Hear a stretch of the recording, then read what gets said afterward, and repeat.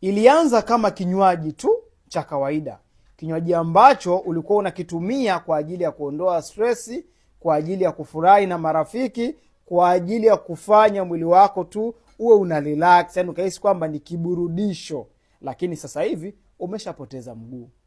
Pole sana kwa wewe mgonjwa wa kisukari ambao ulisababishwa na kutumia vilevi, kutumia pombe kwa muda mrefu kiasi cha kwamba ikapelekea sukari yako kupanda na sasa hivi umepoteza mguu wako. Lakini ukweli ni kwamba hiki si kinywaji cha kuburudisha tu, bali kina side effect ambazo ndo hizi sasa hivi uko nazo. Inawezekana ni wewe, inawezekana ni ndugu yako, inawezekana ni rafiki yako anapitia hali kama hii, lakini una uwezo kujiepusha na wewe. Ama kwa wewe mgonjwa wa kisukari ambaye bado hujapitia hali kama hii, hakikisha unaepuka moja kwa moja.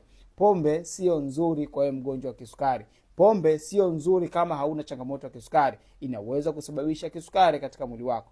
Share video hii, save kwa sababu unaweza kuipoteza usione tena. Lakini pia usisahau kuweza kufollow account yangu kwa Mizani kupata tips nyingi zinazohusiana na ugonjwa wa kisukari.